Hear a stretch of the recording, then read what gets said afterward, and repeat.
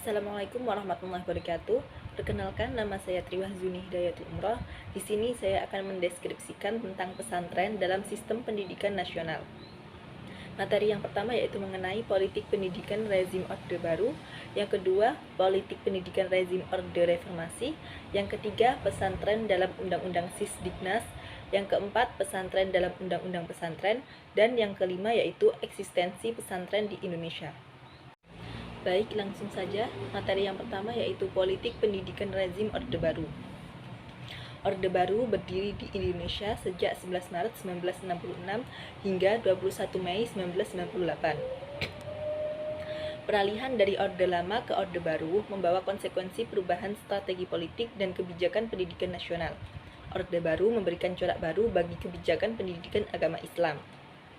Karena beralihnya pengaruh komunisme ke arah pembangunan nasional yang bertujuan membangun manusia seutuhnya dan menyeimbangkan antara rohani dan jasmani untuk mewujudkan kehidupan yang lebih baik.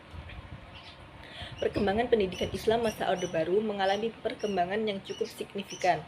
Di antaranya, lembaga-lembaga pesantren mulai mendirikan madrasah dalam sistem pendidikannya. Dalam sistem ini, jenjang-jenjang pendidikan terbagi menjadi ibtidaiyah, sanawiyah, dan aliyah.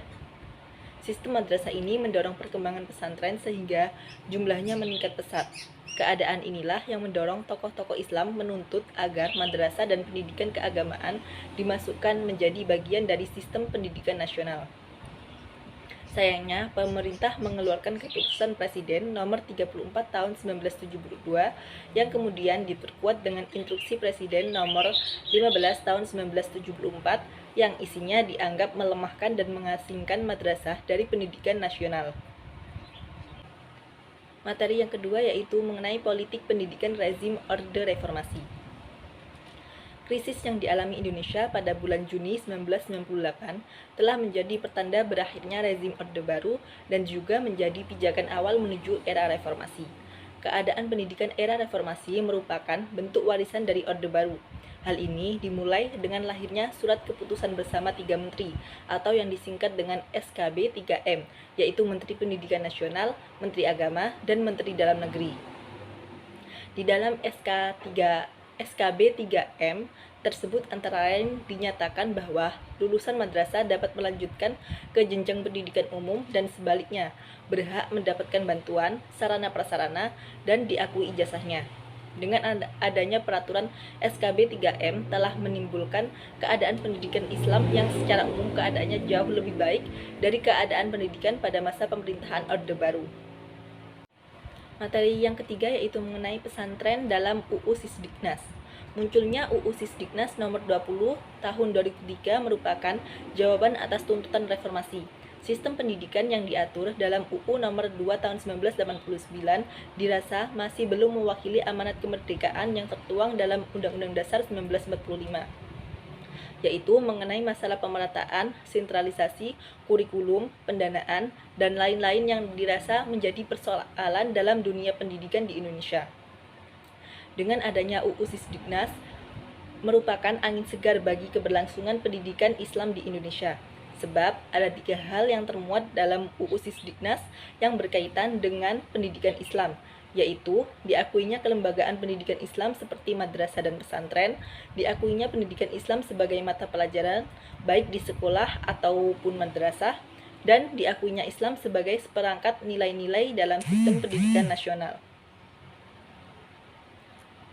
Materi yang selanjutnya yaitu pesantren dalam Undang-Undang Pesantren. UU nomor 18 tahun 2009 tentang pesantren merupakan kesepakatan bersama dengan melibatkan pihak yang mewakili komunitas pesantren yang telah memvalidasi rumusan norma hukum secara optimal sesuai dengan karakteristik dan kekhasan pesantren. Pendidikan pesantren pada umumnya diselenggarakan oleh masyarakat sebagai perwujudan pendidikan dari, oleh, dan untuk masyarakat. Jauh sebelum Indonesia merdeka, pendidikan yang diselenggarakan oleh pesantren sudah lebih dulu berkembang. Selain menjadi akar budaya bangsa, nilai agama disadari merupakan bagian tidak terpisahkan dalam pendidikan. Lahirnya UU nomor 18 tahun 2019 tentang pesantren juga menjamin penyelenggaraan pesantren dalam menjalankan fungsi pendidikan, fungsi dakwah, dan fungsi pemberdayaan masyarakat. Oleh karena itu, melalui Undang-Undang tentang Pesantren, penyelenggaraan pendidikan pesantren diakui sebagai bagian dari penyelenggaraan pendidikan nasional yang dapat memberikan rekognisi terhadap kekhasan sekaligus sebagai landasan hukum untuk memberikan afirmasi dan fasilitas bagi pengembangannya. Materi yang terakhir yaitu mengenai eksistensi pesantren di Indonesia. Sebagai lembaga pendidikan, pesantren telah eksis di tengah masyarakat selama 6 abad, yaitu mulai dari abad ke-15 hingga saat ini. Dan sejak awal berdirinya telah menawarkan pendidikan kepada mereka yang masih buta huruf. Pesantren pernah menjadi satu-satunya institusi pendidikan milik masyarakat pribumi yang memberikan kontribusi sangat besar dalam bentuk masyarakat melek huruf. Dalam struktur pendidikan nasional, pesantren merupakan mata rantai yang sangat penting. Hal ini tidak hanya karena sejarah kemunculannya yang sangat lama, tapi karena pesantren telah signifikan ikut andil dalam upaya mencerdaskan kehidupan bangsa. Baik, itu saja deskripsi dari saya. Terima kasih. Wassalamualaikum warahmatullahi wabarakatuh.